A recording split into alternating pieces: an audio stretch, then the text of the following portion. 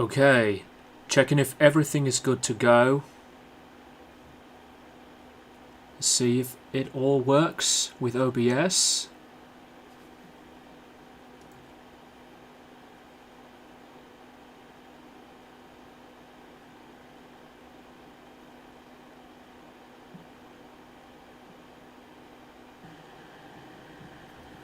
Okay. Oh, don't want to hear myself there. Gonna mute it.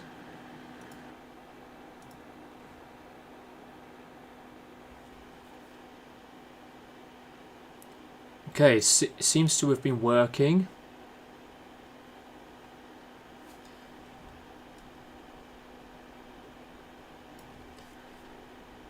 Alright.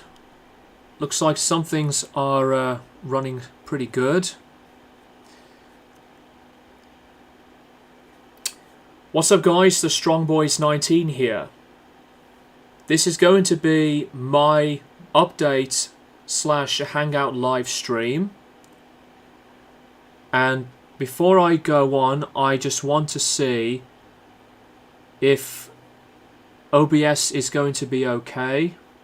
Let me get my phone actually, because I'm not sure if it's, you know, properly working, because I haven't used OBS for ages. I've stopped using OBS when I tried to let it work when I used to stream on Twitch. But this is my first time using OBS and connect it to my YouTube channel. So let me know if things are looking good. Midnight Social and Potato Rice. Good to see you guys.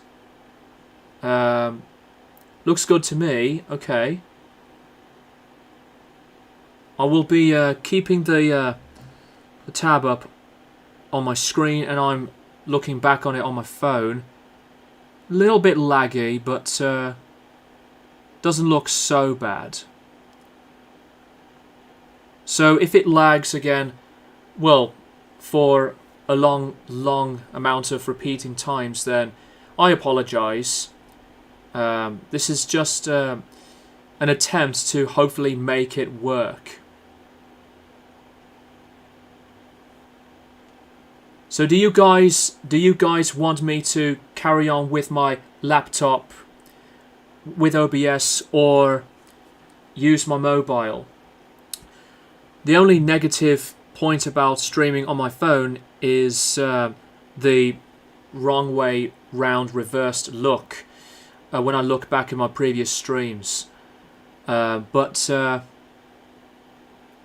you want me to just leave it up and running like this, or do you want me to switch back to my mobile?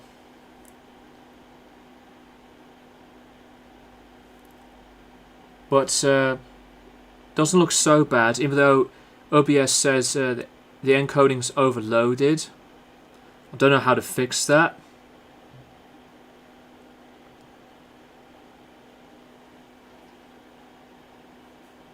Consider turning down video settings. Bear with me, guys.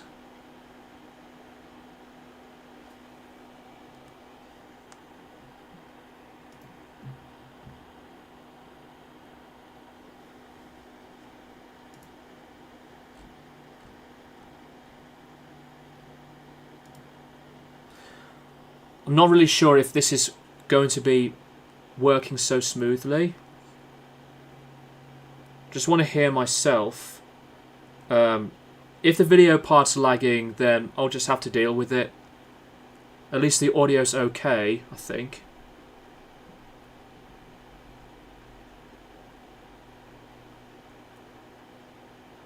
Not really sure if this is going to be working so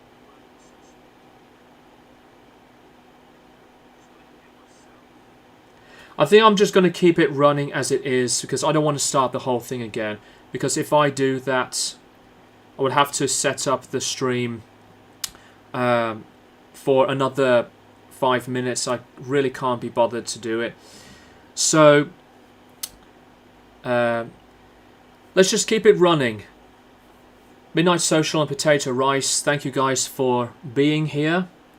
This is going to be, as usual, a stream where I would show you guys what I've bought on the CDs to records and to chill with you guys. So I haven't really bought so much on CD. I've bought more than a few albums for my vinyl collection. So let's get started with the update part of the stream. The first one is actually a cassette from one of my favourite musicians called Enya, and this is the album called Watermark. I love the album that much, I decided to pick it up on cassette. I don't have a lot of her stuff on CD or vinyl yet. I do have this album on CD and the follow-up album and her latest album. I say latest, an album that came out, you know, a long while ago now. But yeah, I do love Enya so much, I might as well pick it up on cassette. For the CDs part, for my update, bought another promo for my Slipknot collection.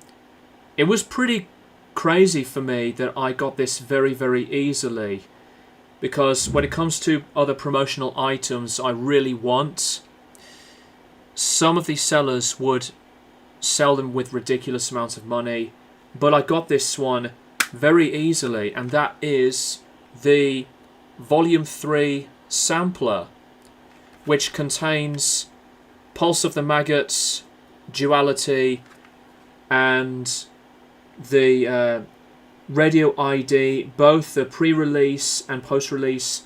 They're just 10 seconds long, voiced by Joey Jordison. That's what the inside looks like. You see the insert. It's not a booklet, it's just a paper sleeve. And the disc looks like that. For promotional use only. And I'm actually really glad that I've been quite a lucky Slipknot fan to purchase these promos, because most of these promos I've collected so far have been at a pretty decent price. Gothic Cradle, awesome looking Slipknot album. This is not a Slipknot album because, as I addressed, it's a promotional item during the Volume 3 era. So I'm looking forward to be collecting more, as always. I find it really hard for now to collect the promotional singles of The Nameless from the 9.0 live album and Vermilion Part 2. I do need to collect a few from the All Hope Is Gone era, but I'm pleased to have this. Now, these two CDs are EPs from a Birmingham-based band I've seen recently at the Flapper. A Birmingham gent prog metal style band called Vanitas. If you love that type of music with some heaviness, the melodies and memorable strong stuff of prog metal in the local Birmingham music scene, do check out this band. Here's the Chaos Theory EP. As you can see, it's signed by the band themselves at the end of their new EP release party. I've reviewed this when it came out and I loved a lot of it, and I still do. It's personally my favourite EP. Go and check out Vanitas on social media. They have YouTube, Spotify, and the website and Instagram. A fantastic band. Comes with the stickers. I know that logo's upside down, but there you go. Vanitas, That's the band logo right there. And there's the disc. Their releases have been self-made, but the guys have come a long way. Amazing EP. And this is the latest one. It's called Journey to the Sun. Again, signed by the band. Their latest music video, Solaire, reached 100,000 views, which is an incredible achievement. Very great EP from the band. That's their band logo right there. Really cool logo.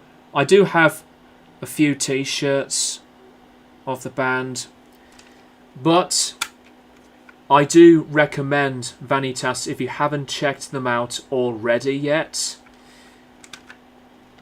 Discover them for yourselves and you will not be disappointed. Amazing vocals, heavy to technical, rhythmic drums and guitars, and songs that have so much power. Great amount of songwriting and musicianship that is truly some of the best in the Birmingham music scene of today. Now the last one for the update, for my favourite format, the records. In no particular order, the first record is a collaborative album from two legends who I adore, Diana Ross and Marvin Gaye. Here's the gatefold. Very simple packaging. You can't really see that very well, but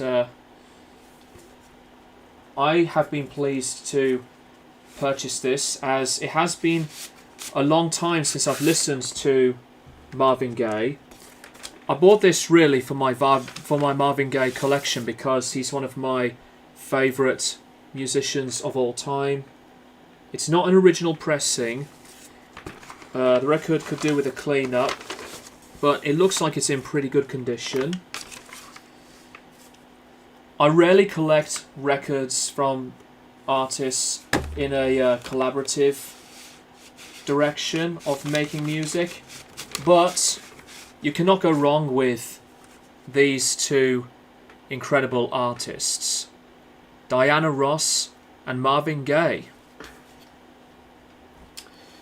Now, I have bought quite a lot of records from a record fair, from a pub called the Old Crown, which is the oldest pub in the history of Birmingham. I will show you those right now. So the first one from the pile is an album called The Pearl by both Brian Eno and Harold Budd with Daniel Lanois. This is an original pressing from 1984. I almost picked up the very beloved famous album of Apollo, Atmospheres and Soundtracks, which both have the Eno brothers and Daniel Lanois. But I love this album a lot. I do think it's a near perfect album.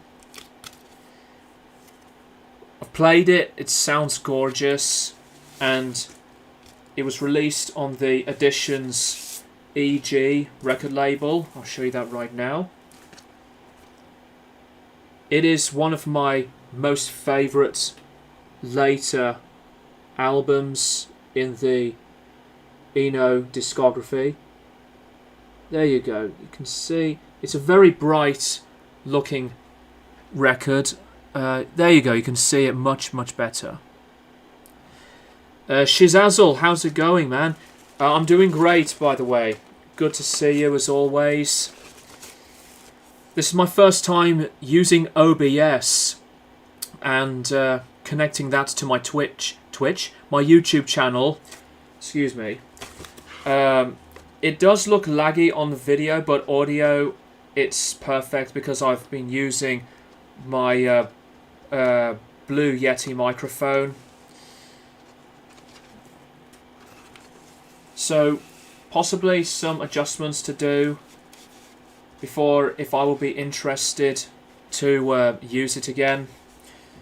I did have a really difficult time using OBS when I tried to use it with my Twitch account, but I want to try it on YouTube.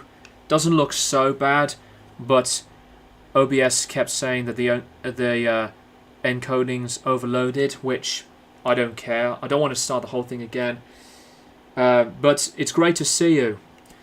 This is a beautiful, gentle, and a very strong collaborative album. Very happy to have this for my Brian Eno collection. The next one is an original UK pressing from 1987. Now, this is an artist I've been listening to for the first time because of this record. I am very pleased to have it. It was added to my wish list. It's a band I wanted to get into for a long time. And it's the Sisters of Mercy. This is the second album called Floodland. Besides the packaging from these noticeable creases and bits of wear and tear, the record looks like it's in pretty good, decent shape, but the vinyl played very, very nicely. Sounded brilliant. An absolutely brilliant album from the 1980s. These scratches are very visible, but when I cleaned the record up, the record didn't have a lot of issues. Some crackles here and there. The warping from the record is not bad. It comes with the booklet. The lyrics are on the inside. You can see it right there. And I love this album. This is growing to be one of my new all-time favourite albums. A very strong album. Dominion to Mother Russia. This Corrosion. Flood 1. Driven Like the Snow. Neverland. This is one of those albums that has been praised later on as like a gothic rock classic. I don't listen to artists in that style of music, but I've been fascinated to discover more. This was not as well received when it came out, but it has been since then regarded as a classic. I am very glad I was discovering the Sisters of Mercy, because the album cover of this album was pretty much the reason why I wanted to discover this band. I've played this album twice in its entirety on the day that I bought this album, along with the other records from the record fair. Great album, and it's I would say moody and atmospheric, but the rhythm is perfect through a lot of the songs. The vocals to the tonality of the music can be quite addictive. It is an amazing album. Now, I know I've mentioned that I have shown Enya's Watermark on cassette. I now have it on vinyl. The original pressing from 1986. Well, it says 1988. Well, it came out in 1988. Sounds absolutely gorgeous. One of my favourite albums of the 80s as well. The record is in wonderful shape. I still have yet to discover more of her later stuff. But Enya is just a spectacular musician. I would definitely recommend Enya for those of you who would love to listen to something very comforting, rhythmic, but in the separate style of music that is like Celtic, new agey, percussive, and Enya's voice is one of my favourites.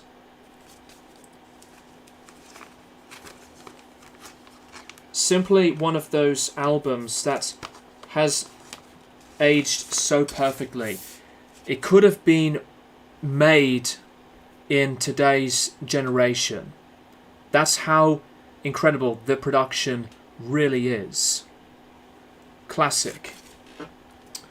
The next album is from one of my favourite bands of all time, Rush.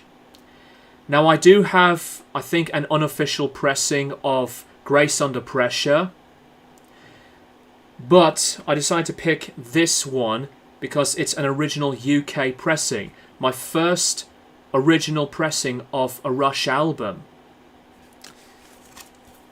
Hold Your Fire. One of the most divided albums in their entire discography. Some Rush fans truly don't like the album, but I think it's very good. Possibly one of those later albums that didn't deserve the hate. Some Rush fans would say Roll the Bones is their weakest, or even Test for Echo.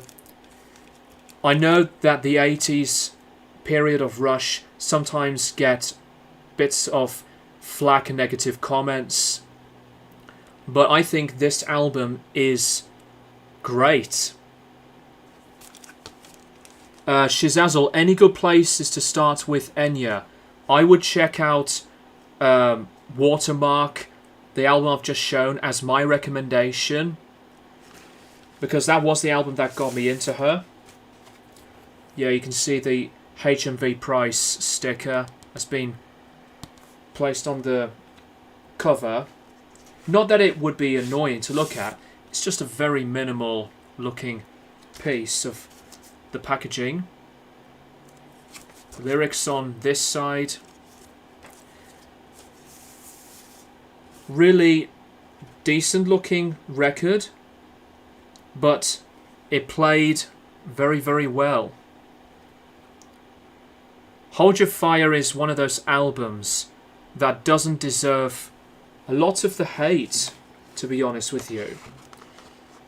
I know the production at that time is very bright and completely different to what Rush used to include. The rocking guitars and the, as usual, amazing energetic drums and the rumbling, fun, energized bass, and the different takes on the production from the earlier albums. Hold Your Fire is one of those later albums that can be quite underappreciated for many Rush fans. I don't think they've made a bad album, by the way. So, while this is not one of those well-received Rush albums, I still think it's great. The next one is another original pressing from the UK in 1981. Rainbow, with the album Difficult to Cure. I have reviewed Rainbow's album Rising, and I had a blast reviewing it. It is one of the classics. It's one of my favourites ever. But Difficult to Cure is one of those albums that not many Rainbow fans would see as a strong one. This is the first album to have Jolyn Turner on the vocals, Bob Rondinelli on drums, Roger Glover from Deep Purple on bass, Don Airey on keyboards, and obviously Richie Blackmore. This is one of my favourite Rainbow albums. I do have Long Live Rock and Roll on vinyl and Rising, which is a 2010, I believe, a red-coloured vinyl remaster. But this album, to me, features amazing songs. And I don't have a lot of issues with this album. I think it's one later Rainbow album that is pretty underrated. By the way, for those that know about this album cover, Storm Thorgerson did this album cover, and it was originally going to be selected for the Black Sabbath album Never Say Die, After Technical Ecstasy, which is completely fascinating. I do love the artwork with the two jet pilots, but imagine if this would have been selected as the originally intended Never Say Die album cover. Brilliant album, and it is one of my favourites in their discography. The next one, which does have the price tag on it, is one of my other favourite British bands, and I still have yet to collect more of their stuff on vinyl. The Stranglers. This is an album called La Folie. I don't have a lot of their stuff. I have Feline on vinyl, and as well as with No More Heroes. I still have yet to play this album. It was released on the Fame record label, so this is possibly an original pressing. I really do like the Stranglers. To me, they are one of those bands that deserves a lot of the attention. I think I prefer the Jet Pilot cover. Yeah, I would as well, Shizazzle. The Stranglers are one of those bands that have made loads of songs that are straight up bangers. Some of the later stuff can be underappreciated stuff too.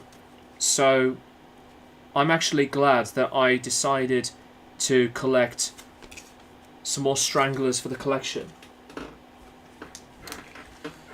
The second to last record is an original UK first press of Ozzy Osbourne's Bark at the Moon. This is a strong album. It's not my favourite Ozzy Osbourne solo album, because mine has to go to Diary of a Madman, then No More Tears, and as much as that Bark at the Moon is as a fantastic album, I just prefer those two albums. In its original look of the logo and the album font, instead of the later changed colour from the later pressings, comes with the insert, the lyrics on this side. Released through Epic Records. I haven't looked at the record actually ever since I bought it. I mean, it looks very good. This pressing does have Rock and Roll Rebel as the first track, and then Bark at the Moon as the second track. I'll show you that right now. Looks really good. As you can see there, Rock and Roll Rebel as the first track. Gothic Cradle. It's really sad that Ozzy Osbourne passed away. Yes, it was. The Birmingham folk have not stopped their mourning of Ozzy Osbourne for pretty much 2 weeks. And that really shows the dedication and how much of an impactful moment and career that Ozzy had achieved. And even after when the multiple amounts of flowers to gifts and other stuff that have been placed on the Black Sabbath bench that have now been sent to the Osborne family, people are still sending flowers on the same spot at the Black Sabbath bench in Broad Street. This is an excellent album. I personally think the first half is better, although I do love Waiting for Darkness. This also does have the track Spiders in this original pressing. Midnight Social, I still can't listen to Ozzy or Sabbath since he passed. I did not take a break from listening to both Ozzy and Sabbath because that was really the celebrating part to continue our mourning for him. But if it has been hard for you guys, then that's completely understandable. Very happy to have this. And the last record from my record fair purchases, since I have Joker Folie à Deux on vinyl, I'm so happy to say that I do have the Joker soundtrack, the score by Hilder. This is one of my favourite soundtracks of all time. I fell in love with it pretty much when I was discovering this, as I bought this CD. There's the insert, Joaquin Phoenix there, and the credits with the musicians that have worked for this and the other people to make the soundtrack possible. There's the back. I love that picture. Some of the most intensifying, beautiful, and just wonderful pieces of music released on purple vinyl. There we go, that's the right way round. Purple is one of my favourite colours. I haven't played this on vinyl yet. I've listened to the soundtrack for the first time in ages on Spotify while I was walking around away from home, just to have music in the background, and it's just an intensifying but wonderful time to hear this masterpiece. I did listen to the Folie à Deux score as well, which is very, very good stuff too. First Joker, Hilder's score on vinyl in my collection. Perfect. So that is that for the record fair purchases. But the very, very last one that I'm trying to find, hopefully it's somewhere. Really thought I had it with me. Bear with me, guys. There it is. Now, the last record, I did pre-order this album a few weeks before it came out. I will be seeing the band for the very first time next year, in February. I'm so excited about it. I have received this album on the day it came out. It is the exclusive limited edition iridescent gold vinyl of Deftones' Private Music. I've played this album 4 times in its entirety on YouTube. I've listened to the album for the 5th time on vinyl, and I've listened to the album again twice on Spotify. So I've listened to Private Music 7 times, close to a week after it came out. It went to number 1 on the UK Rock and Metal Albums chart. There's the number right there. I think it's limited to either 9,000 or 10,000. Sorry that you can't see it properly. There you go, you can see it. That's my number, 8858. The record sounds immaculate. I'll show you the record. What I love the most about this pressing is the presentation of the minimal looks of what they've decided to add for the booklet, and as well as with the record sleeve. I would have also wanted to collect this vinyl pressing, but in its separate different color, but I'm gonna stick to this one. Maybe I will get the other different colored album, but on CD. As you can see, here it is. It looks very, very nice.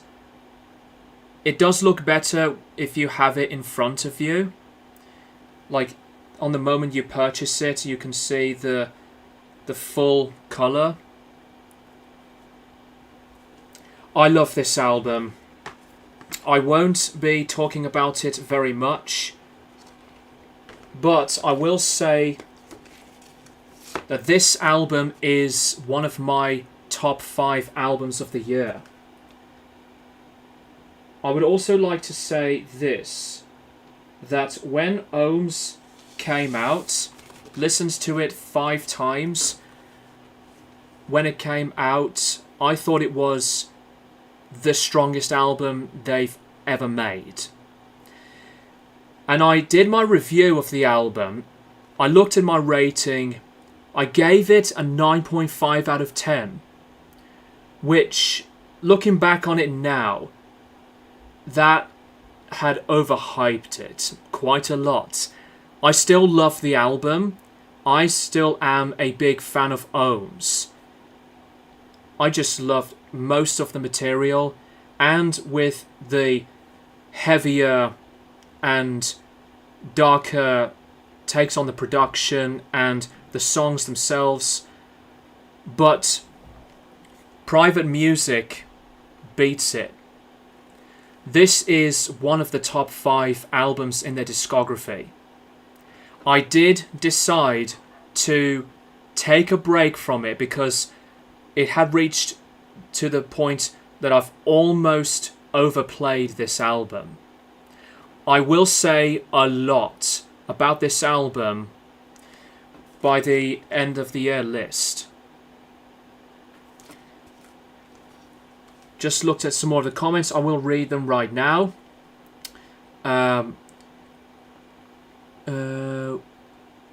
Midnight Social. I did, however, buy a signed Ozzy picture on eBay recently as a little memento. That's a really nice idea. Gothic Cradle. Ozzy Osbourne was a big Aston Villa fan, but I don't unfortunately support Aston Villa, which I support Sheffield United. I'm not a football fan at all, but I do respect Aston Villa. Shizazzle, the Joker soundtrack was probably the last thing I was expecting you to show, lol. It was almost the last, but I saved this for last. I've saved Deftones' new album for last. Because pretty much I was in awe. I really was blown away by this album. Also, it did arrive with its own little, like an Obi strip. That's what it looks like. There's the logo. And the production, once again, that was done by Nick Raskulinix. Just outstanding work. Fantastic, very inspired, and wide, huge sound of the production. Midnight Social, the new Deftones album is great. Scorns, Jake, good to see you again. The new Deftones is easily becoming my top 5 favourite album in the catalogue, and it's the best record since Saturday Night Wrist, full of experimentation, detail, and an incredible piece of work. I would agree with that. I would like to collect private music on CD.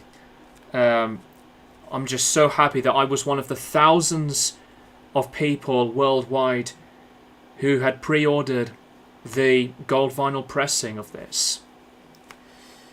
Gothic Cradle, a great record book reviews. Book reviews.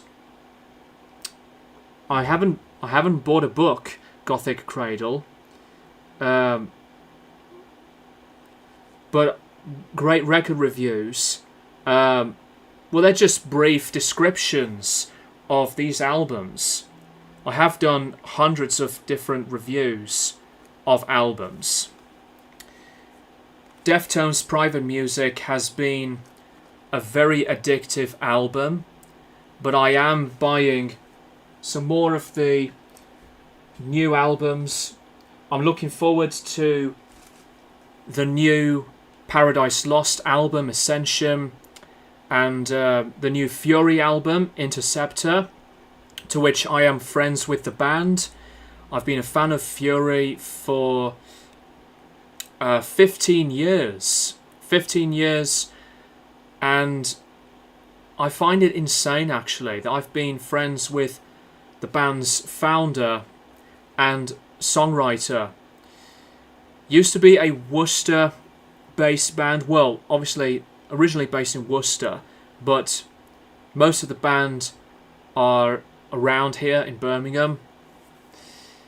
Just a phenomenal band that if you love heavy metal, do check out Fury on social media, YouTube, Facebook, Instagram, and their albums, to which I've reviewed some of them previously, are all great stuff.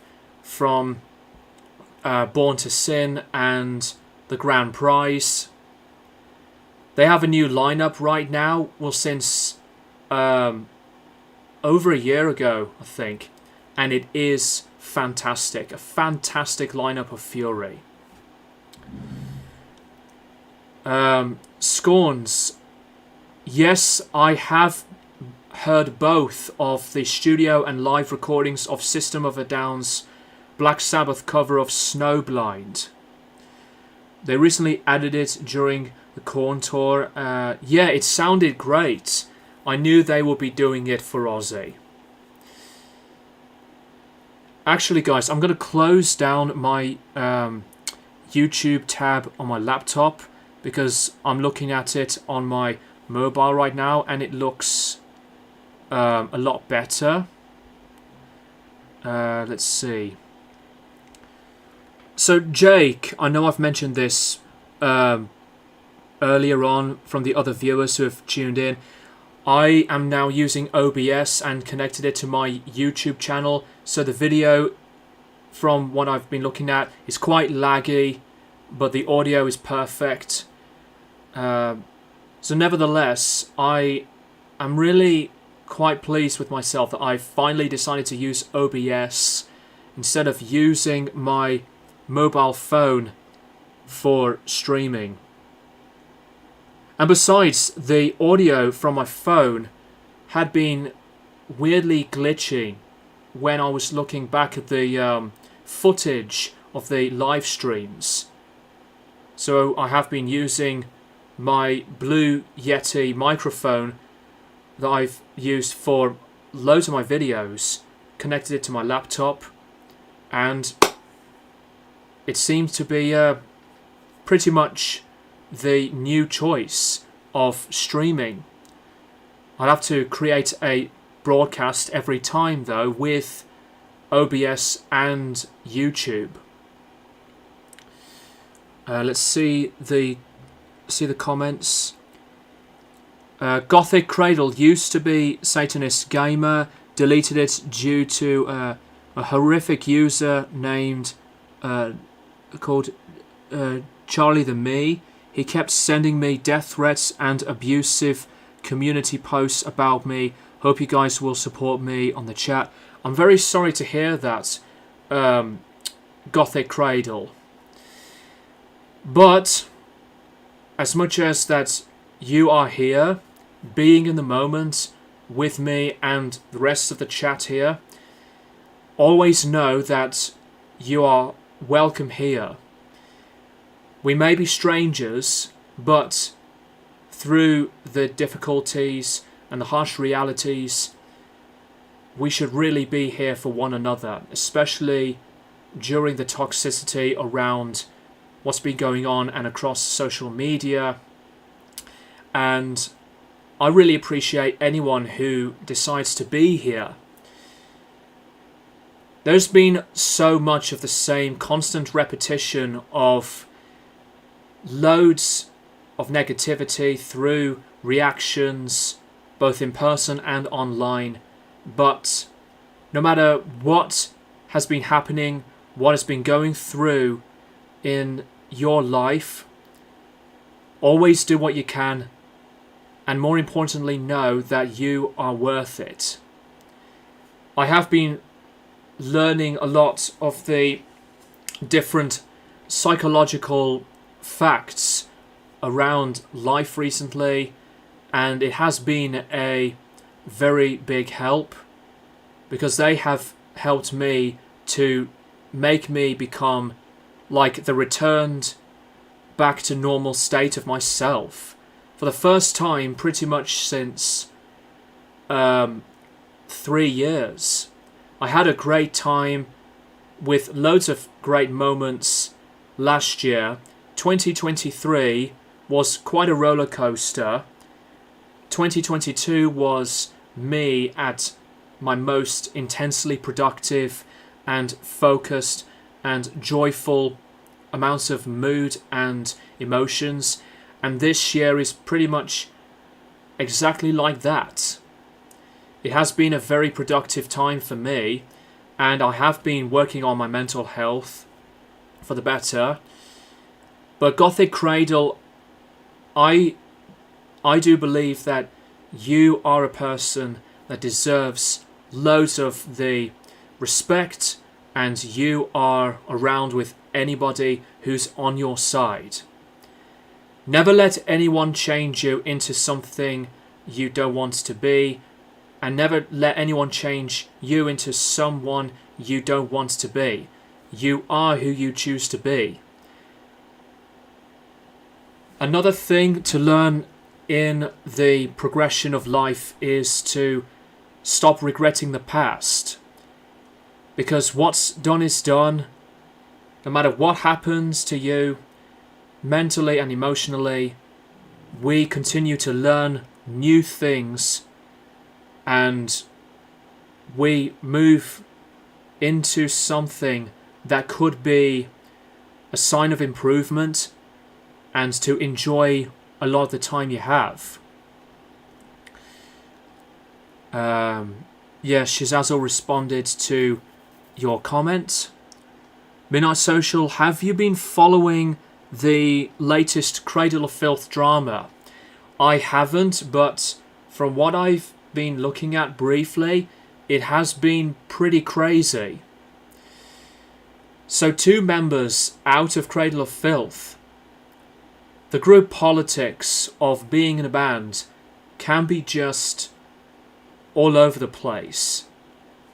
And it is obviously different from a fan's point of view of what he or she's going to address or has been addressing around these issues.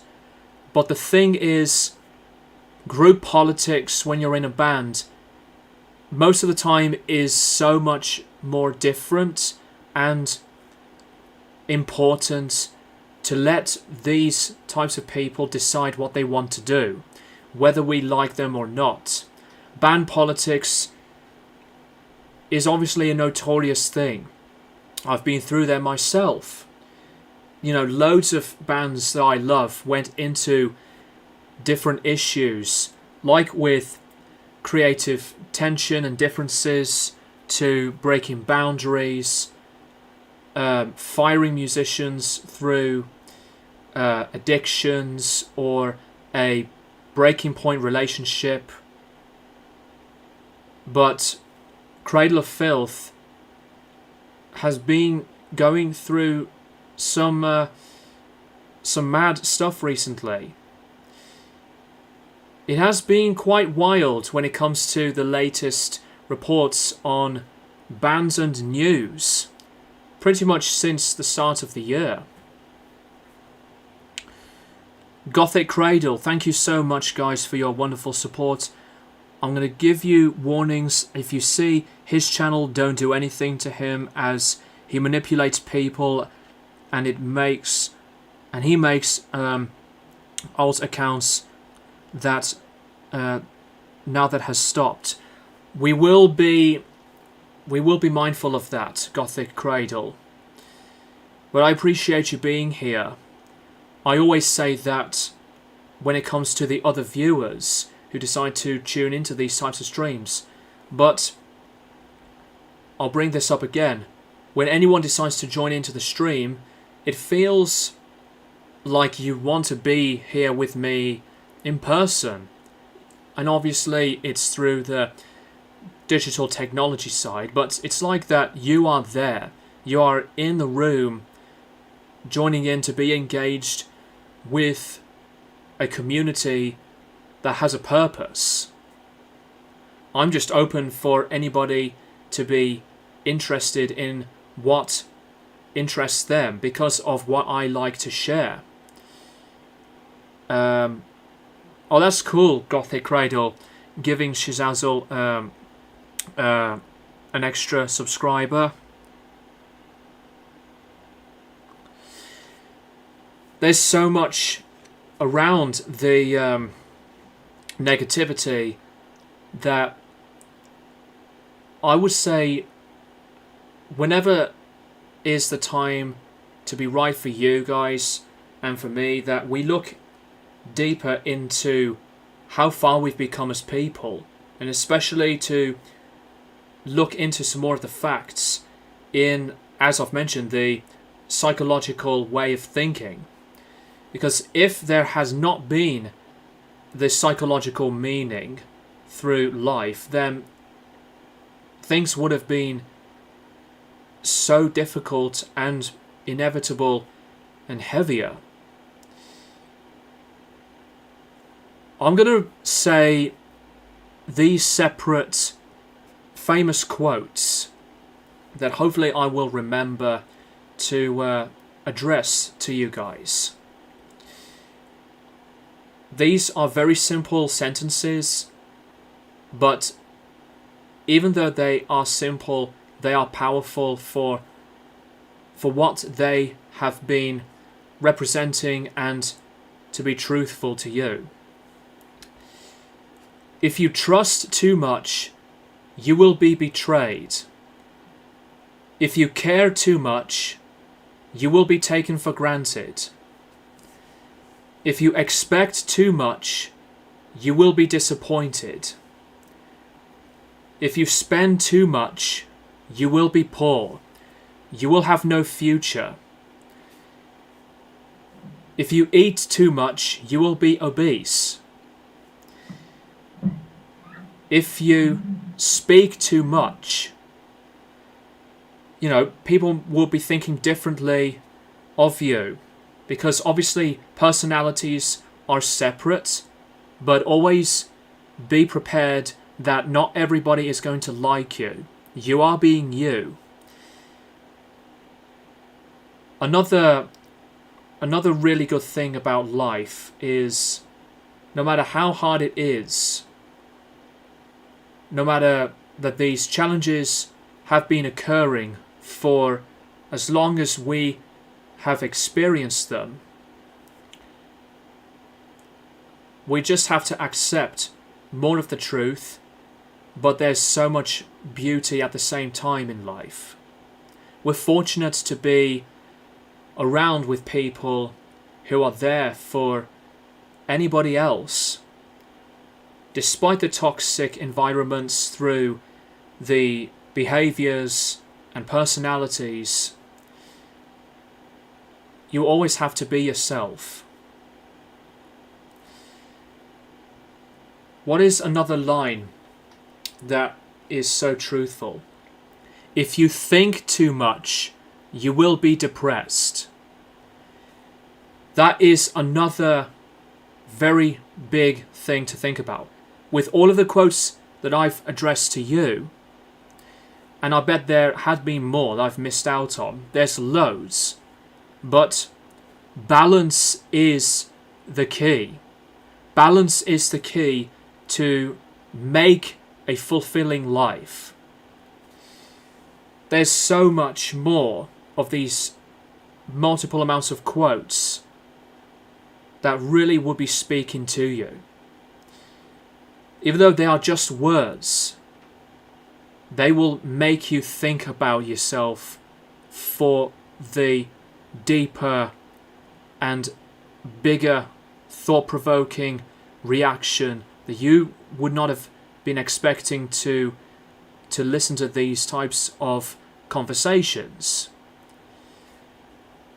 Strong boys the wise. I do try what I can, Shizazel. Exactly well said. Always take your time. No rush. Nobody has to be perfect. Just be happy and more confident. Exactly that. Very, very simple descriptions. And I am pleased to be in the present. And you guys should be doing the same way. Jake, another good one here. If a puzzle piece doesn't fit, don't force it, because you'll only end up upset once it's forced, and it messes up the other pieces that are already in place. That is a really good one. Guitar with James. What's going on, my man? What do you think about the Dio and Ozzy AI covers? The AI covers can fuck off. I don't have any desiring interest to talk about AI so much. But it's good to see you. Also, I'd like to make a Magica album. A Magica album basically like with, well, what Dio did. Because that's one of his later albums. Issue is I've got more of a punk rock voice line like Billy Talent. I don't bother with AI at all, because while it has been intensely destructive, affecting jobs from anybody, affecting the actual passion, charm and talent of entertainment to different kinds of art that we as humans have created, I stand by what I'm going to say right now, that AI is the epitaph of art. Despite as well with AI artists on Spotify, that is also a big disgrace. There will never ever be any positive talks about AI. Will you be buying the Earth album of early demos when it comes out next month? Maybe, although I believe I have heard some of them before.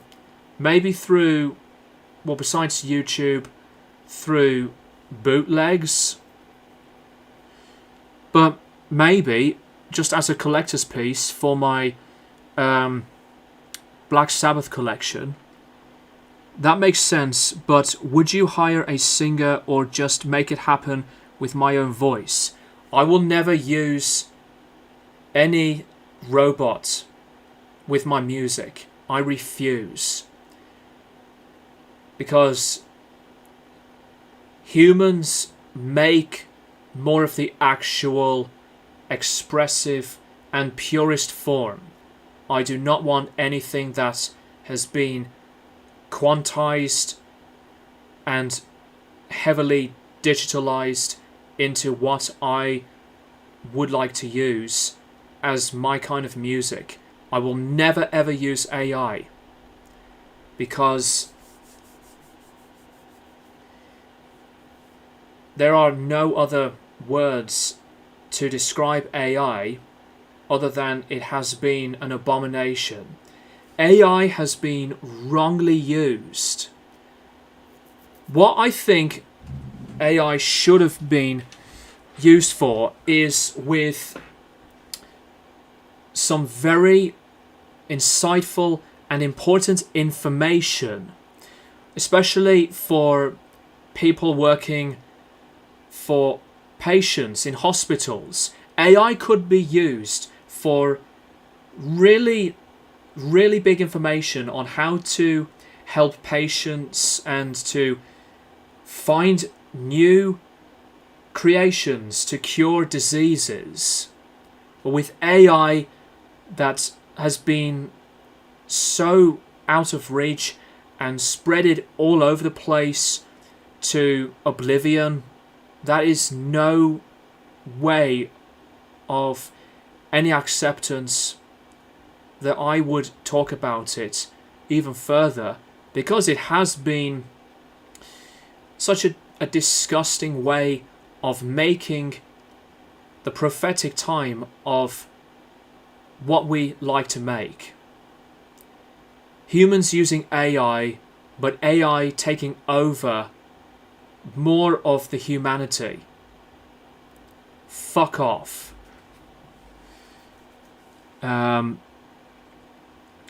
You have no fake voices, just saying in general, my punk rock voice, or search for a genre someone hard rock sounding. If you want to do what you want to do, that's fine, but I would never use AI if it were me. Midnight Social, Terminator and Fear Factory have been warning us about AI for years. Yeah, Terminator. But Fear Factory, maybe they have been as much of a prophetic band. It's the same with Kraftwerk, in a way. A prophetic future with the technology in the digital computer and the civilization of us to use that technology pretty much since the 80s. That has been a huge change.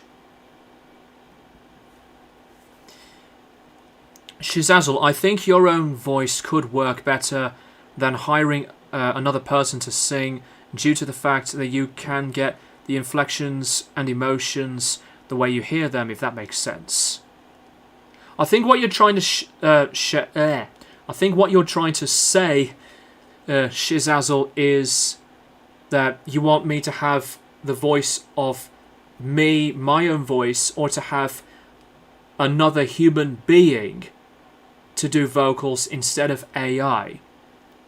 But yes, if that's what you're saying, then I do agree. Have you ever listened to any of John Carpenter's soundtracks? I haven't listened to a lot of soundtracks for ages, but I obviously have heard the classic soundtrack of Halloween, and also The Thing. Almost forgot about that. The Thing's soundtrack is an all-time favourite for me. Earth versus Elf, who wins? I actually have not listened to a lot of Elf a lot to choose which one I prefer. I know that Ronnie James Dio was one of the members of Elf, but I started hearing Dio through Black Sabbath and through his guest vocals on Kickapoo by Tenacious D. And then the Dio solo stuff. Jake, using your own voice is an artistic expression, and conveying the emotions from your register and tone. Always be original and creative, and never use any effects that are used in a lot of money. Yeah, I get it. Effects through studio effects, though, like with the chorus or delay, or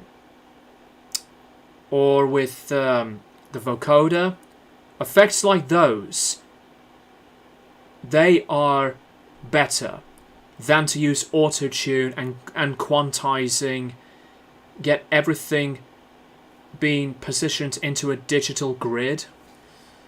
Michael28, hope all is going well with you. Yes, it has been. It's awesome to see you here. Welcome back, Michael28. By the time you're watching this at this moment, you've missed the part of the CDs, records I've bought, but obviously you can scroll back earlier in the stream to see them. But I'm glad you're here.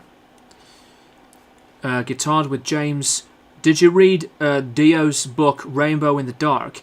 He does into the elf stuff and Meeting Sabbath. I haven't got Dio's biography yet.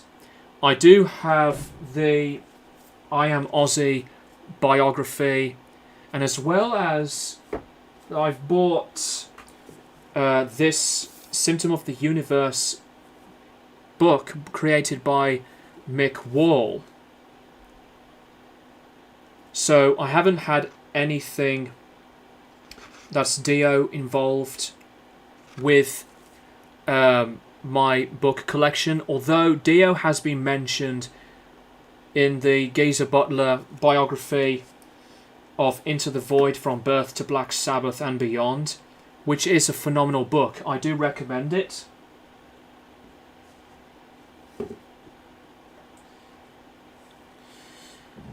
Mindful28, I have that very same Depeche Mode shirt you're wearing. Yeah, I adore Depeche Mode. I would go as far as to say that Depeche Mode are one of my top favourite bands of all time, outside of rock and metal, and I would see them as my favourite synth pop group after Kraftwerk. Although I do love the New Order, and I do like some orchestral manoeuvres in the dark, but I could really listen to Depeche Mode and have a blast, because I am a big fan. Midnight Social, do you collect anything else that isn't music or movies related? Besides those, I collect guitar picks. I would collect a record cleaner spray. I would collect some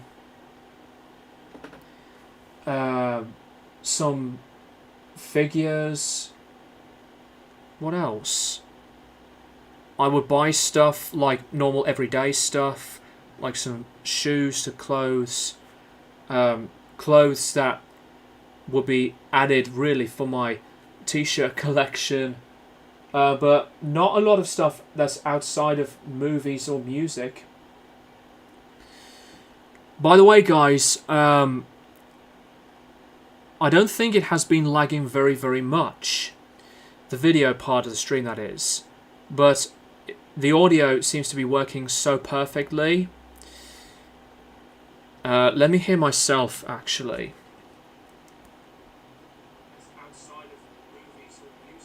Yeah, it's sounding great.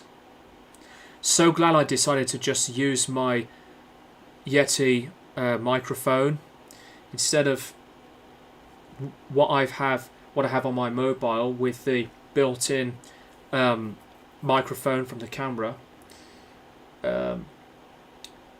Mindful28, what's your opinion on Deftones' new album Private Music, if you've heard it? I love the album. I think it is their strongest in years, but I don't want to say much. I want to save my full thoughts on the album in my upcoming end of the year list. But I've been non-stop addicted to that album.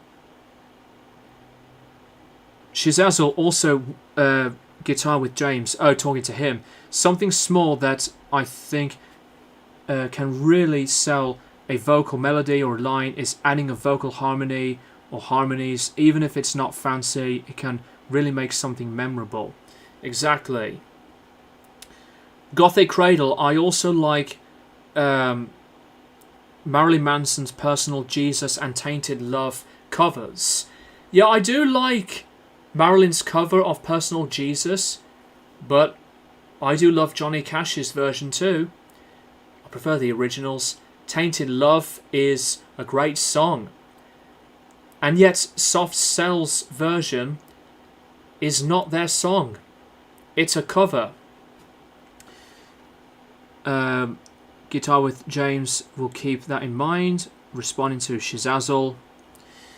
I am going to be back for a few seconds. I'm just going to hydrate with water.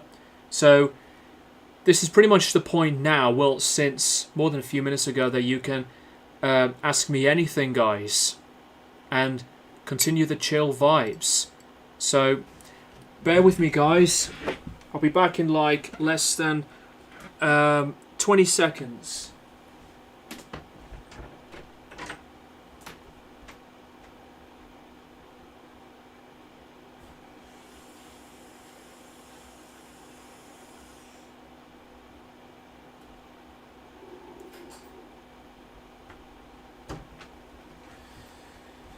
Right, here I am again.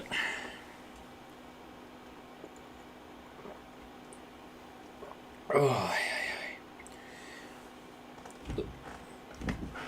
hydration is key. Mindful28, do you prefer Devin Townsend's Deconstruction or Ghost?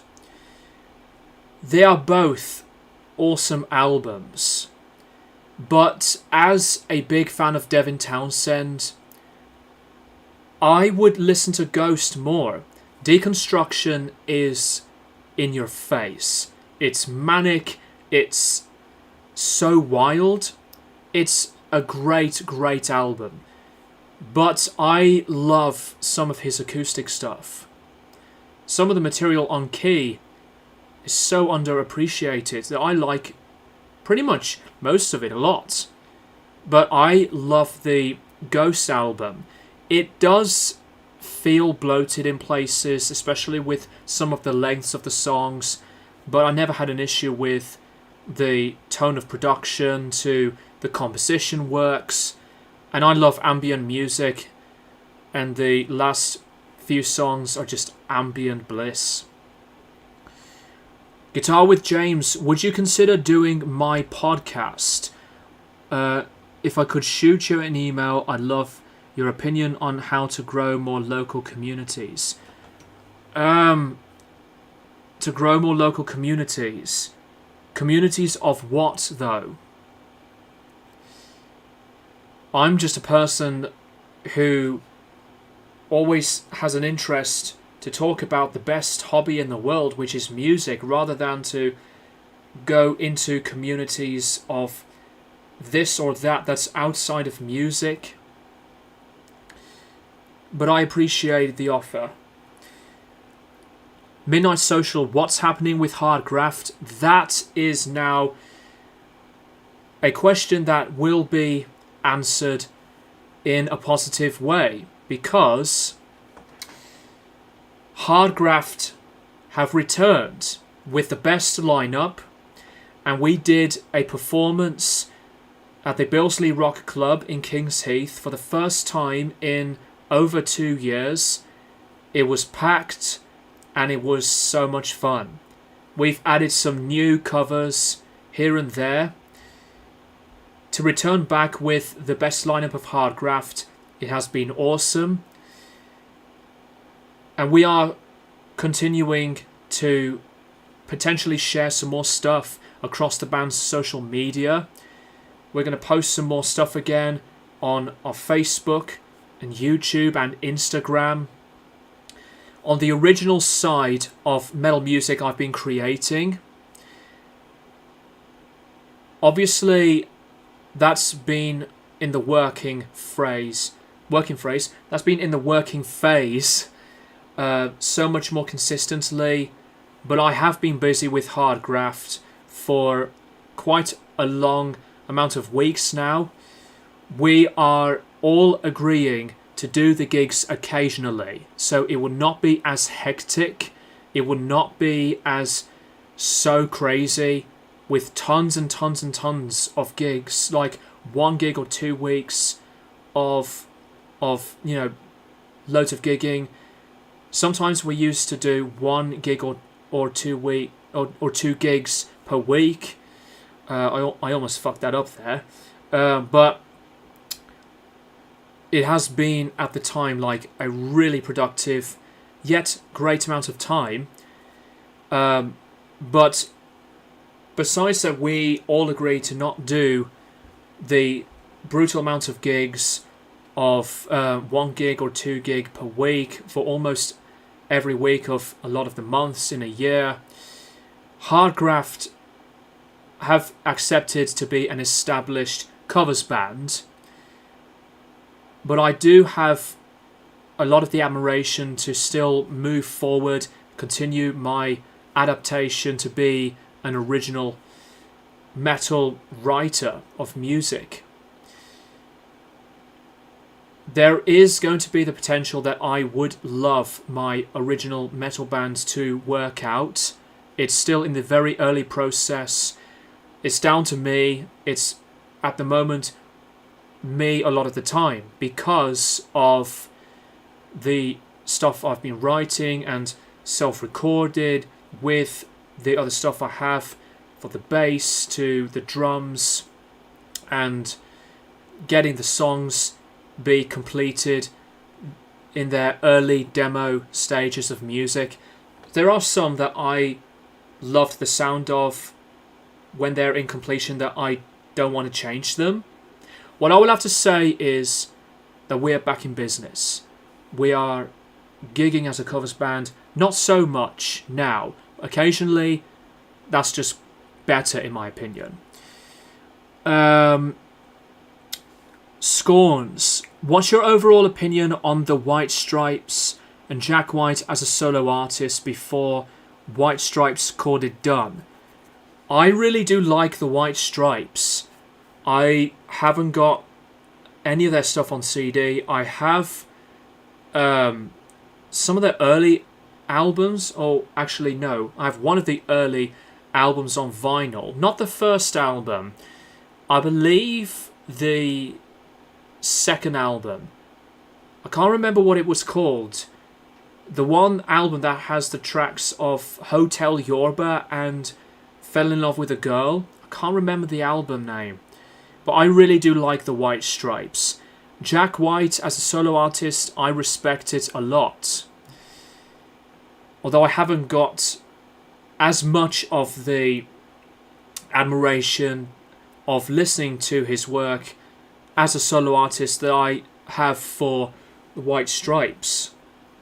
So I respect Jack a lot. He's a very, very talented, gifted musician. I share a lot of the appreciation for. Michael28, have you heard Soulfly's new song Storm the Gates? They brought back the tribal elements that were on Primitive. I haven't heard the song yet. I have seen the Metal Meltdown's short when he did a track review on it. As I am a fan of Soulfly are one of my favourite bands for a long, long time. But to think about the return of the tribal percussion, like what Soulfly used to do, that's actually a really good return. And besides that, I have always enjoyed a lot of the heavier, thrashier, groovier later metal albums that they've made. I say they, I mean Max, with the different musicians along the way. But yeah, I still am a fan of Soulfly, and I'm looking forward to their upcoming album. Guitar with James, in person, music-based stuff. Anthony from Lessons to Live Music or Record Stores. Right, in person, music-based stuff. on the podcast, maybe, but it depends on what really suits the interest, because the music topics around albums to bands and record shops you put there, and favoritism of this or that band or album, that is what I am into. But in terms of like the politics in the industry to the state of it, I'm not really interested into going into the complexity of how notoriously hard the industry has been for decades. I'm a musician to just talk about music in the favourable ways. Shizazzle, congrats on Hard Graft Man. Thank you so much. Hopefully we will be posting some more content on the YouTube channel, share some more stuff on the aforementioned other platforms, Facebook and Instagram. And it's a really good, well-needed return.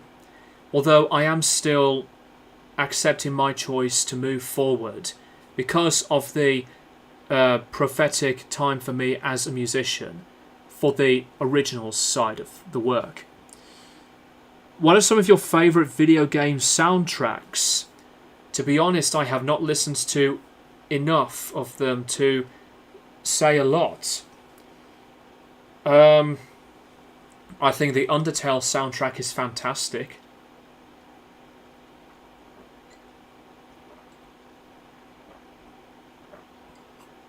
And same with the Last of Us.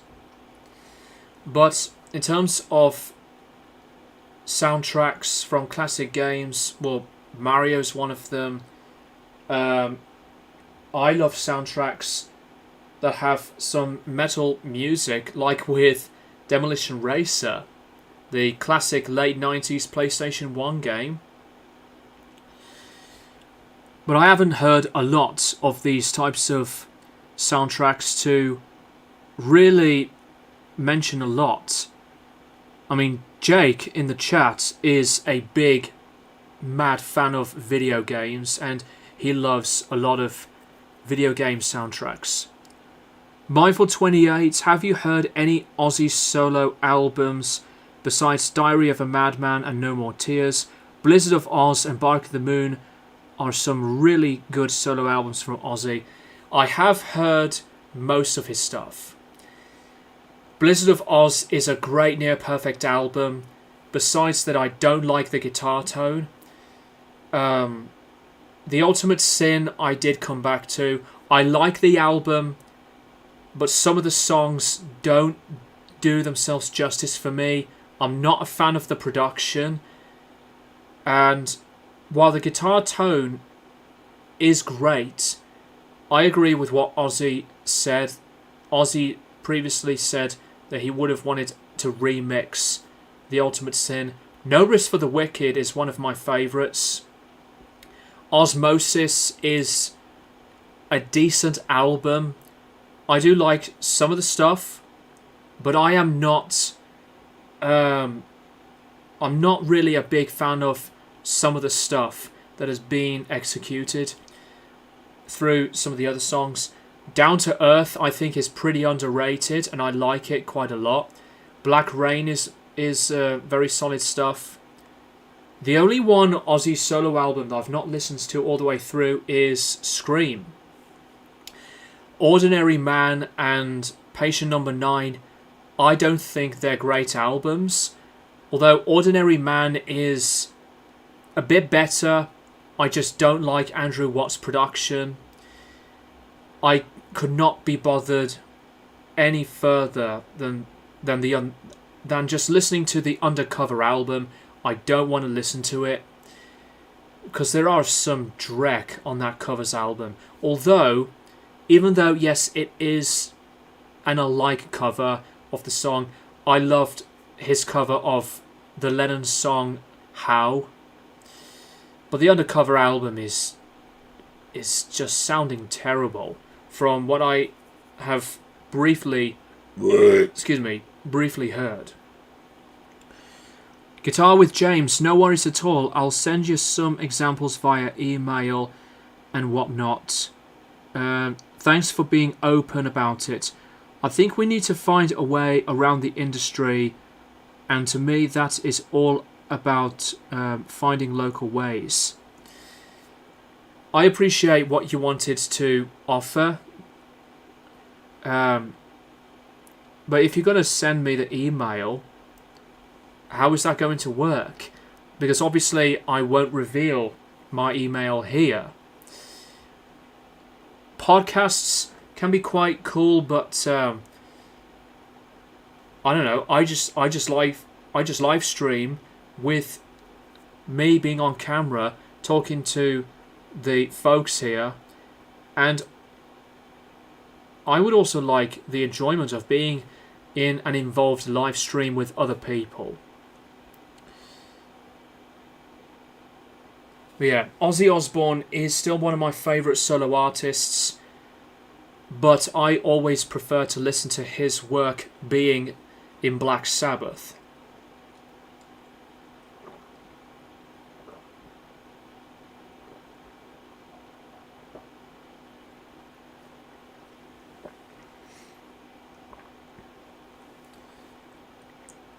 I would definitely like to have some new videos of guitar content. I've mentioned about it since more than a few months back. No videos on them yet. It's because that I have been focusing on myself as a musician, and now that Hardgraft is going to be productive again for these brief occasional gigs, that has been coming back to me. But I will promise you guys that I would like to do some guitar videos, maybe on this channel or on a potential second YouTube channel. I really don't know at the moment. I thought I would be confident to have a second YouTube channel for that type of content, but maybe this one, maybe the second channel would be better, because that shows the other side of who I really am as a person than to just be a YouTuber waffling on about music. Shizazzle, do you enjoy any bluegrass music? I don't listen to a lot of bluegrass music, but from what I've heard, I guess it's pretty good. Not the type of style of music that I would buy or anything, but I wouldn't mind hearing it. Guitar with James. Oh, I'd love to go live with you. Just not sure how we'd set that up. I figured your channel had a public email for these kinds of things. I'd send you my previous episodes so you'd get a feel for me. Yeah, honestly, I didn't know how you... I didn't know you played guitar. Do you sing also? I followed for the album reviews. I am a guitar player outside of YouTube, a full-time guitar player. I don't mind singing, but I'm not really much of a professional. I always give them a go for my own voice to project the notes as best as I could. But really, I'm just a person to create noise, good noises with the tones I have, especially with my pedals, that would grow more of the sound that always has me being me as a music originating, original making person. Whatever I was trying to say there, but I'm just a guitar player to create sounds and to originate some music that has a personal connection with me. That's the better description. There you go. Midnight Social, do you still play your drums? Yes, I do play the drums. I do have my drums in the music room. Most of the time I would use my kit for recording purposes, but I wouldn't mind just to go on the drums and jam out, besides to lose weight as well. Oh, excuse me. But the only pain in the ass downside is that my fingers and thumbs have not been used to the wood on my on my drum skins. No matter how hard and loud I can be when it comes to playing the drums, I have to always be very mindful of my skin. They've not really got used to the wood.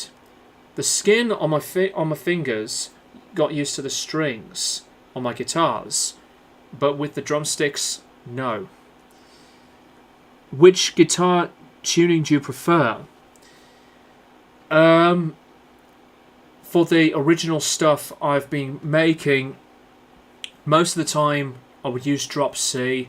There are some that are in drop A, but instead of just tuning down the strings to get to the tuning, I just have a drop pedal, because while it does track very, very well with the notes to the chords, it just gets the job done way faster than to take like a minute or two to tune the strings into a different tuning.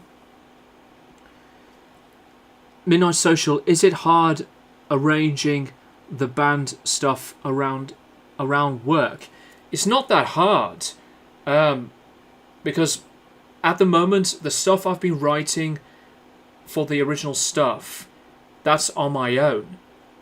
But for Hard Graft, we do plan things with the organising of a rehearsal to the potential gigs for the booking side of it, and to be together to rehearse the repertoire.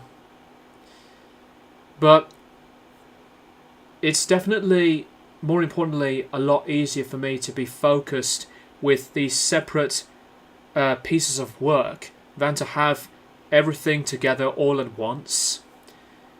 So that's why balance is another big key to really think about what you want to do, to be productive, and to think about yourself, of what you want to create, what you want to go forward into.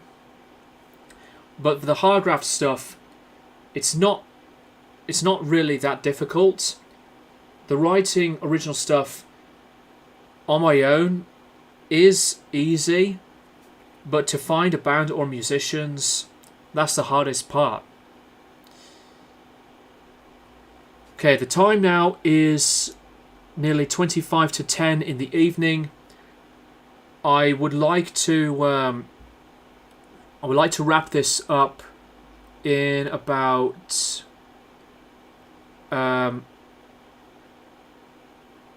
15 minutes, so 10 minutes before 10 o'clock in the evening, because obviously 10 o'clock is a late time, and I would like to keep this stream length to be perfect enough.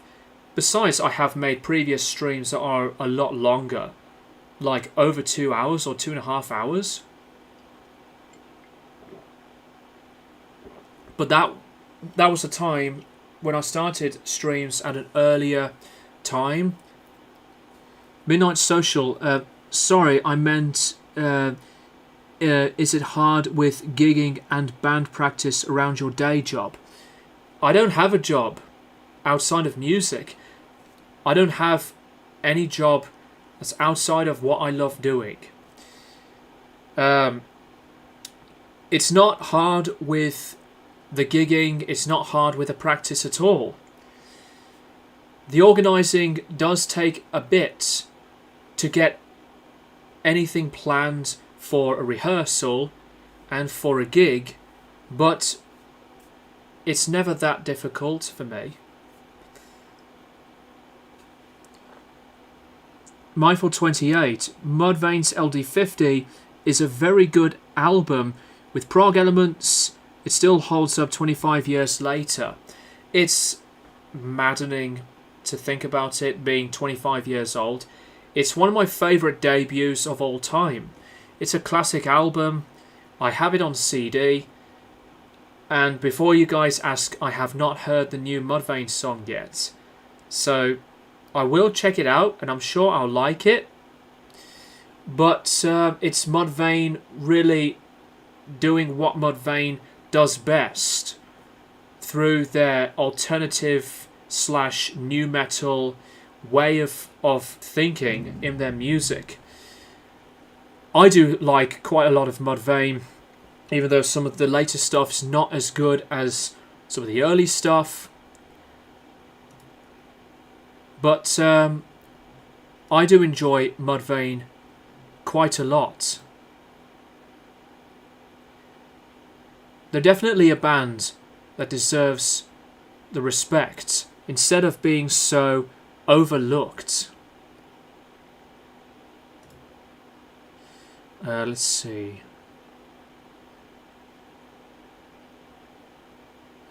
Sorry guys, I just got new notifications online on Hardgraft content from the last gig we just did, and it was a great time.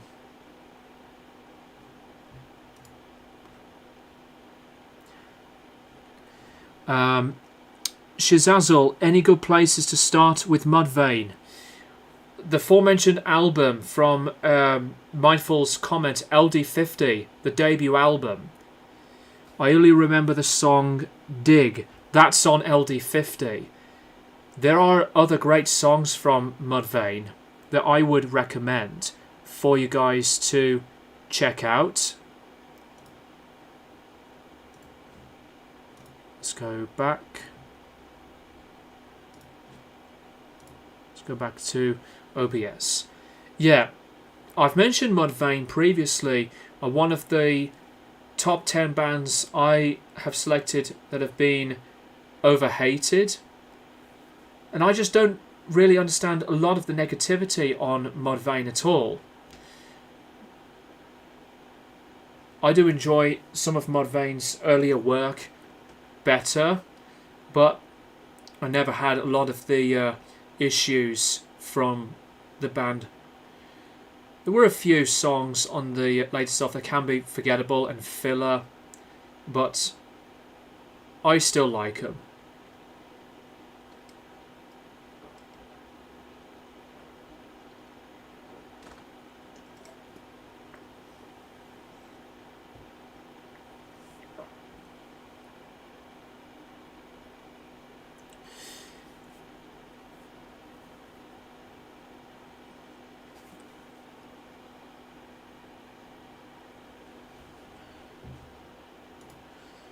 Checking in some more notifications on YouTube. New uploads.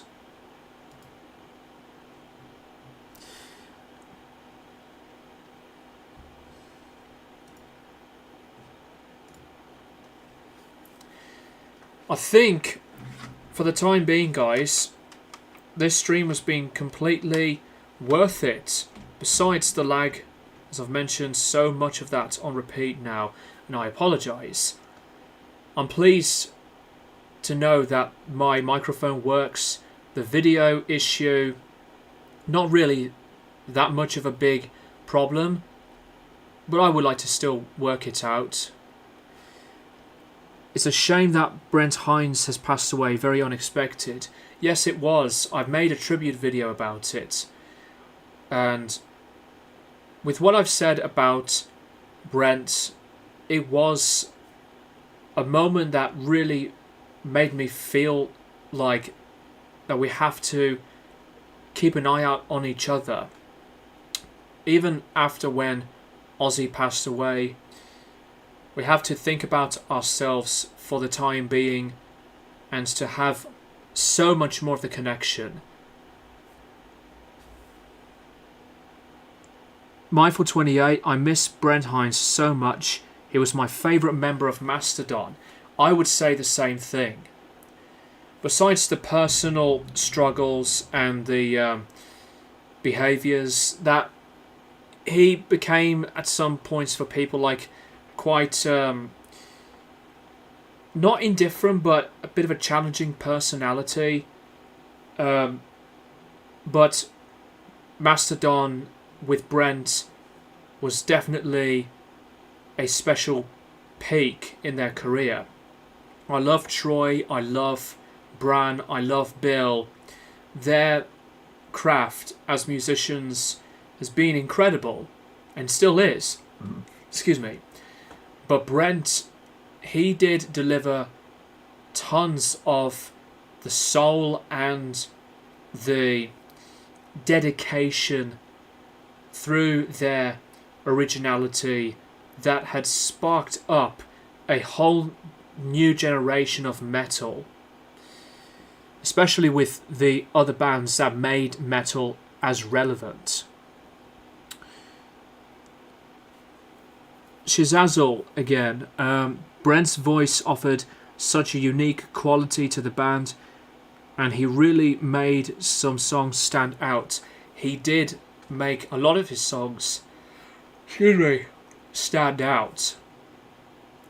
I can just listen to any of Mastodon's albums at any time and have a blast. I haven't listened to a lot of Mastodon's albums on vinyl yet, but with the CDs I have, they are still in amazing conditions. What do you think of Slipknot selling the rights to their music catalogue? That was an astronomically mad price. That is insane. I know it's to do with the politics side of it, but that was something that just came out of the blue. Still remember the moments when Limp Bizkit sued Universal for millions and millions of dollars. That was a big amount at the time. It came out of the blue. It's like, what? But with Slipknot, I think that was a good deal, to be honest with you. Selling the rights to the music catalogue sometimes can be indifferent depending on a record label, but I mean, Michael Jackson's done that, and I believe Paul McCartney did the same thing. Shizazel, as someone who didn't know about the Slipknot thing, what was the price? I mean, the price is crazy. I can't remember how much it was. Maybe Midnight Social knows. Midnight Social again. Sean and Corey will get the majority of the money, surely. I still think the money will be split equally as much as possible to the band. Despite when Chris sued Slipknot for unpaid royalties or just the money that wasn't split in the fair same share amount of money. I mean, Chris broke one of the boundaries that Slipknot made pretty much after when Paul passed away. The behaviour policy and the no addiction issues of alcohol and drugs. And the thing about Chris Fane being a drug addict, that Sean's daughter said, she revealed not all, but that tiny bit of a comment that Chris was a drug addict. While it's not something that you would really expect and to know from a family member from one of the bandmates, maybe Chris was a drug addict, but through the money side of it, it has been really tough. But I don't think all of the money will be split to just have most of it for Sean and Corey, because that's too predictable. People talked shit about the guys for the same comments around the money side of things. Yeah, being in a band is a business, especially for going out on tour, making loads of money, selling merchandise, selling albums. I mean, it's not an easy job.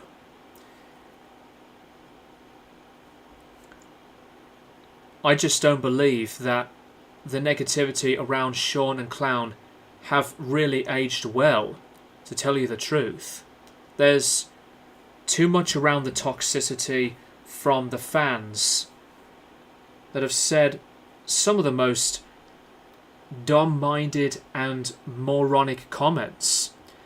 I know I've said my rant about the fans when I talked about my take on Jay Weinberg's firing, but the fault has been on the fans. I'm not going to repeat it here, but obviously for those who have not seen that video, I would definitely check it out. I know a lot of the fans might have seen the video anyway. Well, some. Not every Slipknot fan, of course, but for those who have seen that video, maybe they did have a change of heart and reaction, because the band did make the right decision. And then when Eloy Casagrande joined Slipknot, people moved on from Jay. And I knew that was going to be happening right at the word go. As Jay was and still is as a fantastic drummer, I will say that Eloy is not the member that carried the whole band forward. He perfectly did fit for the band, for the musicians themselves. He brought Slipknot's sound into what it was meant to be. I'm not saying, obviously, that Jay's time wasn't worth it when he used to be in Slipknot. It did fit, but for the clashes that went down and the differences, Eloy was just a breath of fresh air for the band. Midnight Social. Didn't Clown try to say Joey wasn't one of the original members? That's really, really interesting to point that out, because I think Clown was telling the truth. Yes, Joey was one of the writers in Slipknot's music, along with Paul Gray, because both of those two members wrote quite a lot of Slipknot songs. But in terms of Slipknot, the musicians before they became Slipknot, Joey wasn't with them from the very start. Basically, the founders of Slipknot are actually Sean Clown Cram, Anders Karlsefni, and Paul Gray. Joey wasn't there right from the beginning. I thought he named the band and created the logo. I think he did create the logo. He did, I believe, call the band Slipknot, but it was just a random idea. It was taken from the track of the same name. But Sean, Anders, and Paul were in separate bands, but they got to know each other first before they got to know Joey, because Joey was in a totally different band, hence his band at the time, Modifidius. And with Paul's band, Body Pit, he got to know Clown and Anders before he got to know Joey. I believe that's how it goes. I would like to make the origin video about Slipknot.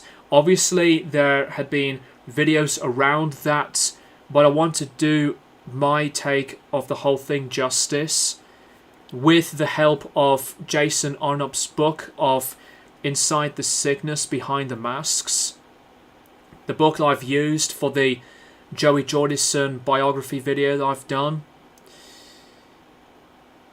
I think I totally understand what Clown was trying to say there about Joey being not one of the founding members. Joey was one of the innovators of Slipknot's music, yes, but in terms of who became the first few musicians to get together before Slipknot, Joey wasn't with the band members at the time. So it's really obvious, and I bet it's still continuing, that Slipknot fans would still think in that same way of him being one of the founding members. But it's each to their own, I guess. If they still think of it that way, just like with you, Midnight Social, that's totally cool. I do find it really fascinating to know a ton of history about a band and multiple different facts that we don't know about at the time, but we didn't expect them to be revealed, and to think, that's how it is, and that's how it should have been. Why didn't I think of that? That was the truth, or this was the actual reason. Anyway, guys, that is it for the live stream. I know I said I would wrap it up at around 10 minutes, close to 10 o'clock. Well, it is pretty much close to that time anyway. To the people who have tuned in, Potato Rice, Midnight Social, Gothic Cradle, Shizazzle, Scorns, Guitar with James, Mindful 28. Thank you guys very much to tune into this stream. I will be back for another one. The next one would probably be around the last week of Halloween. Maybe a few days before Halloween, or maybe a week before the week of what would then become Halloween. I don't know. But I will keep you guys posted for that. Take it easy, mate. Enjoy the rest of your night. Thank you so much, Midnight Social. Thanks for the live stream, man. Take care, man, and be safe. You too, Shizazzle. Thank you guys very, very much for watching. For all the time you decided to spend for the enjoyment of my videos and for these live streams. And more importantly, you are worth it. You're loved. Take care of each other. Look after one another. And I will see you guys in the next video of what is going to become maybe an album review, or maybe a list. Mindful 28, this was a great live stream. You have an amazing day, Greg. Thank you so much. As always, Mindful 28. So, peace and love to you all. Take care of yourselves. I will see you guys in the next stream.